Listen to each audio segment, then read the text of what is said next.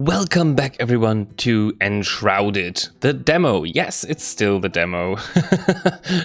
No worries. This is the last part of my first look series. If you haven't seen the previous 10 episodes, you're welcome to watch them before you watch this part.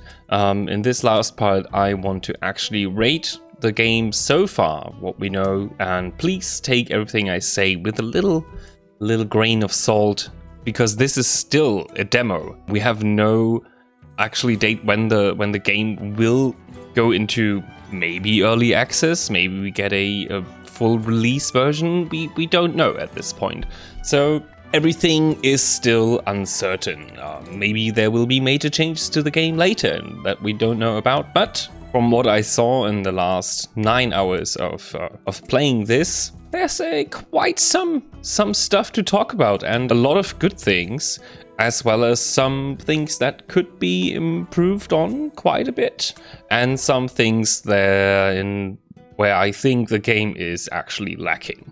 But okay, let's actually get into this, and right off the bat, I would give this game so far maybe 7 or 8 out of 10. And yeah, that's actually pretty good. A lot of people on YouTube, there seems to be a little bit of hype around this right now, and it's kind of praised as maybe the next big survival game, but it is a maybe. I mean, we have to see that. Right now, looks pretty good. It has a lot of potential, but having a lot of potential doesn't mean that it will end up in absolute great title, right? I mean, that's just not the case. There are so many games that have a lot of potential and that absolutely goes unused. So many games coming out and a lot of them look good and they turn out to be just straight up unplayable or bad or everything, but okay. So let's see. So as first point, I actually want to mention the performance. Performance for me is a big thing in games, and this is something that I still brag about while playing Path of Exile, a game that is out for, I think, 10 years now, over 10 years, and there are still sometimes huge performance issues with bad instances happening and something. So performance also with AAA titles having really bad performance, but costing 60, 70 euros or dollars or whatever you pay. I hate it. And this was actually pretty good. I was surprised in a positive way that the performance in this game is actually very, very good and very stable. While in my very first 5 minutes, I had a little bug, a little glitch there. But that was I think the only thing where I had a real glitch or something not working as I think it was intended, stuff like that. So performance definitely a plus point here. Pretty good for a demo that isn't supposed to be early access. Like it's beta or maybe alpha. What we're having here right now, that's really good. Like there's so many beta tests. I mean, look back on Darktide, the Darktide open beta. Oh my god, performance was really bad. It's an amazing game. Don't get me wrong, I love Darktide, but the performance, wow, crazy bad. Same for a lot of other games, but okay. Let's go to the next point. Next point, let's see the building. One of the big parts in a lot of survival games. Building, one of the core aspects for a lot of people. Like building is a big thing in survival games. I would say here it's really good. One of the good things is that the world is more or less destructible, and you can carve it out. You can dig caves. You have the freedom to make floating islands or floating things. The game profits from that and actually uses this in the world design. Also very nice. Building is, I would say, like in Minecraft or Portal Knights, because everything is dissolved in blocks and items of a certain size, like the doors, but everything else is in blocks. So yeah, very cool. Also that you have like a fixed building zone, I think is okay. I think that's fine to be a little bit limited. I think that's also a great aspect for multiplayer, that you're limited in how many building areas you can have and how far and wide you can build, because we see that in a lot of other survival titles, like in Ark or in Conan Exiles, where some people just build through the whole map and block off areas for other players, and this is a good approach to that problem, I would say. So yeah, building, definitely another plus point. Next on the list, companions. Why is companions on this point? Don't know. But it is. The companion system so far, don't know if we get a taming system. I didn't see a lot that would be tameable right now, because there's a little bit of lack of creatures, but I get to that a little bit later. But the companion system, you can get your own, very own little helper NPCs. And while I wish there was a little bit more voice acting, and hopefully we see that later in the full release version or something, that would be great. I think it's good. It makes a lot of sense. If you are, for me, for the world building as well, you're an adventurer, you're more or less a warrior or caster, that you have like the blacksmith and alchemist, what we saw so far while playing the demo, that those two definitely exist, and there will be a lot more from the map size. From what the map size tells me, there will be a lot more of those dudes to find and get. I think that's cool, and it's fine that they can do that. Also, for me, reminds me a little bit on Conan Exiles, but in Conan Exiles, you obviously they're not really companions. They're more like, yeah, let's call it how it is. They're slaves, right? You enslave them, and then they'll have to work for you. You can be a good enslaver, a nicer enslaver after you did it. But first of all, you have to put them through a lot of pain by knocking them out and dragging them through the desert, putting them in a wheel of pain, and make them your thralls to enthrall them.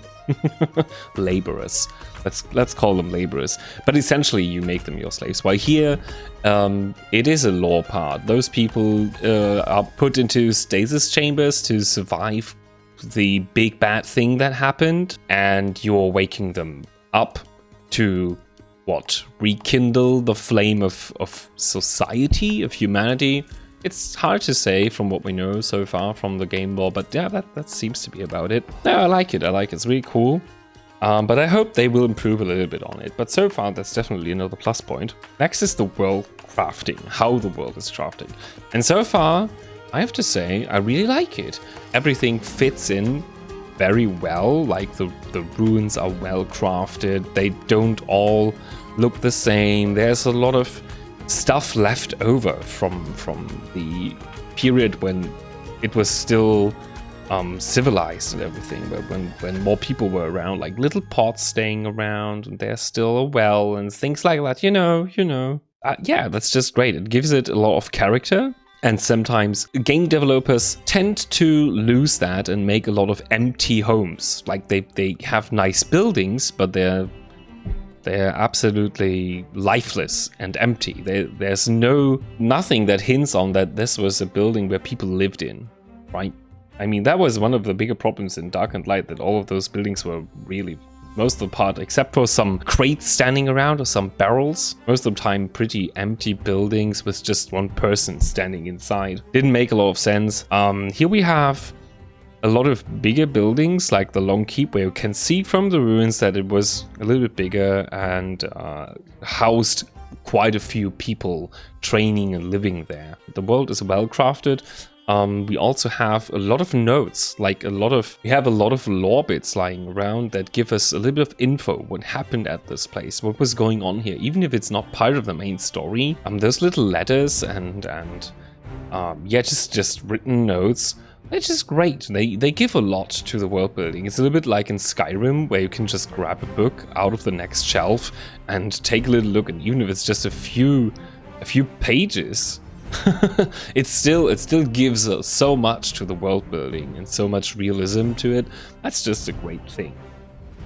Next is the survival aspect of the game, and I think in this it takes the Valheim approach. While you don't need to eat and sleep and rest, it is helpful to do so. It's not like in, let's say, more hardcore survival games like Green Hell, as example, where you really have to put a lot of effort into surviving, which is great as well. But this approach is a lot easier, and it gives more focus to the other aspects of the game, while it's still maintaining that little bit of survival in it. I think that's fine. I don't think it's a big plus point, but it's also not a minus. It's okay, right? It's fine. Like this, it's not like, oh yeah, I'm so surprised, this was just great. No, it's okay. It's okay. So the graphics are good. There's nothing too flimsy. Everything, it looks fine. Everything fits together. What else? The music. Music is I don't know. I don't really know. That little bit of music that we got was fine. It was okay, but it was in the same way as it was nice to hear for half a minute. It didn't. There wasn't a lot of music in it so far, but it was very forgettable. It's not like when you log into Valheim and you have some amazing soundtracks. Even if they repeat over and over again, they're still very good. Or like in other games, like in Sky, one of the other demos I played during Next Fest, which has an absolutely amazing soundtrack. Or let's say God of War.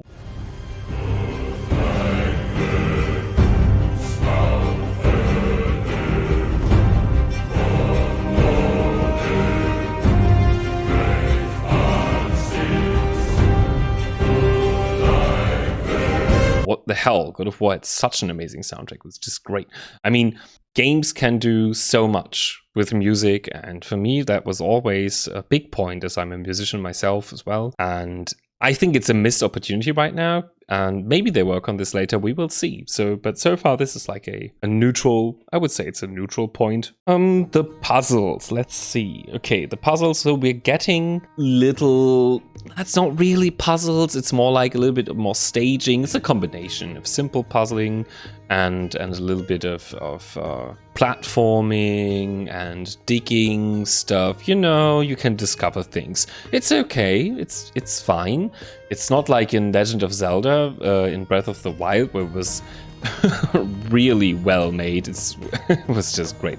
Here, I would say it could be a little bit more. It depends on how much they want to put into that, I would say, for the rest of the game. If they want to keep it simple and nice and more like go more into the platforming things, yeah, that's fine too. That's absolutely okay. But it's not very impressive so far, but it's okay. It's okay. Let's see. The crafting system so far, pretty simple. You craft your own items. Like the blacksmith gave us a lot of recipes. More or less every time you find a new resource, you get new crafting recipes. Very much like in Valheim as well, where you get the recipes when you pick up the things. So yeah, absolutely okay. The upgrade system for weapons, very interesting. It didn't look like it has a very, very big impact on the gameplay so far, and I upgraded quite a few weapons. But of course, I mean, this is in the very early stages in the game. I think maybe they should introduce that a little bit later, like when you're in maybe 20 hours or something. Maybe when you left the first zone, this first area that we could access in the demo right now, maybe then that should come into play right at the start. I think it's a little bit too much, and it doesn't seem too impactful right now. I mean, that's normally the case. At the start of the game, the stats are not too impressive, so there's not much happening there. It's still fine. I think it was a good idea to show off those magical weapons and stuff, those legendary weapons and rare and unique stuff, unique things. They look really cool, but they don't feel very impactful for what they look like. I mean, if they would perform as amazing as they look like, I guess I would feel way too overpowered, because I feel OP already with just a sword and shield. But okay, I think that's a good point to get over to the next thing, and that is the fighting. First of all, let's start with the magic. It's fine. I think it reminds me a lot of Dark and Light, where spells are like ammunition, and you consume them as well as you need mana to perform a spell with staff. I think that the wand should use mana as well for its attacks, because it's a magic ranged attack, so why is it not consuming mana? Also, without consuming anything, attacking is way too powerful. Same goes for the sword. For melee fighting, I don't need stamina to attack. I'm so OP. If you have seen the other episodes, it's so strong. You can just hack through those enemies, no problem. They don't stand a chance.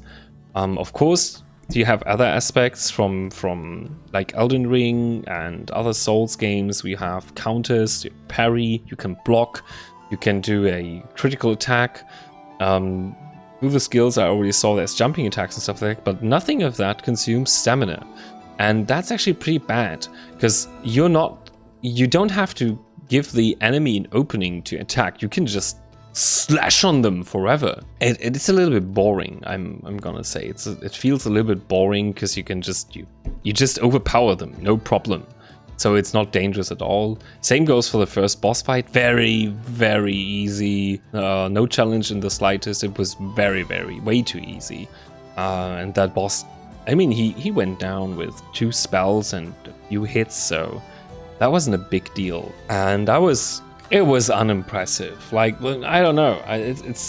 I don't find the word right now, but yeah, it wasn't difficult enough, I'd say. I mean, yeah, of course, I said it before, it's the start of the game. Maybe it shouldn't be too difficult, but on the other hand, the game should show you that there is some danger in this world and that you are not OP. And that's definitely how I felt.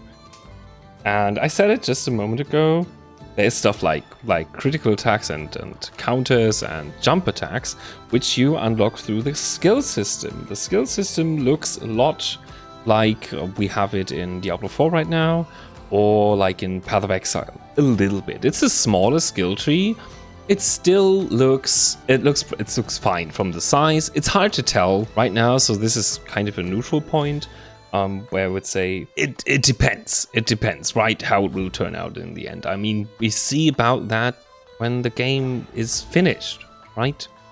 Sadly. Maybe if the game is going on full release and I play it again, I can give you a better opinion on the skill tree. And I guess there's only one more thing to talk about right now, at least on my list. That is definitely the Shroud. The very core aspect, one of the very core aspects of this game. I mean, it's called Enshrouded, and everything seems to be connected to the Shroud. It's the lore why we as the player are revived. All seems to have to do with the Shroud. I think it's a cool feature to give zones that you only can access for a limited duration or limited time before you get killed, or maybe they're so dangerous like the Red Shroud that they kill you in an instant and you have to find something to overcome that, or maybe you have to find some magic to change it from red into blue shot. I don't know. But I think the Shroud could be way more intimidating. I imagine, and I think I said that before the first time I entered the Shroud, I imagine like maybe a lot bigger and very intimidating enemies that don't stay on the main road, but they could roam around through the shroudy areas and just try and hunt the player a little bit. That do maybe they don't have to go for you actively, but that you feel haunted and hunted while you are in the Shroud. That you constantly know there is a certain amount of danger in there that you can get around, no problem, if you keep your distance, but if you're not careful, they might get you. And I think there's already in the sound effects that play in the Shroud, it's empathizing on that. I think it's like it's already playing in that direction. I really hope they do that. That would be absolutely great. So far I would say the Shroud is okay. I guess we will see. We will see in time about that. But if any game developer of Enshrouded should watch this video, and I don't think so, no. I'm a way too small channel. But if you should watch this video, please make the Shroud dangerous and fucking creepy. Like, scare the hell out of me. Make me pee my pants. My ragged pants. Yeah, maybe not in the first Shroud, but maybe in the second. But I think that's it so far on my list. As far as I can see, I think that's it. And yeah, I would say this game does a good job. You can definitely say that, on copying a lot of good aspects from other games and combining them all together. And I think that's a good thing, because a lot of games have good aspects, but they miss a lot of stuff that's in other games. But if this game will become just a copy of other survival games, or if it can stand up on its own 2 legs, shroudy legs maybe, yeah, and become a very, very good, promising big title that can last for the next decade or something. You'll see. We will see when it goes into full release. Yeah, that's it for my opinion. If you have any opinions on what I've said, or if you have your very own conclusions on the demo gameplay, please leave a comment down below. Otherwise, don't forget to leave a like if you liked it. If you don't like it, leave a dislike. That's fine as well. If you're not subscribed to the channel, and if you want to, that would be great if you could, because I need all the support I can get, and that's just great if you subscribe to the channel, become part of the community. Yay! For the next part, there's one more video left I will do in Enshrouded. It's a building video, and you can see in the video right now, I have about an hour left in this game to play around, and I will use it to build to the very sky, into the very sky, and try to reach the end of building height. I guess we will see if that works out or not. And I guess don't forget to get around in another video if you want to. And until we meet again, I wish all of you a great day, and bye bye.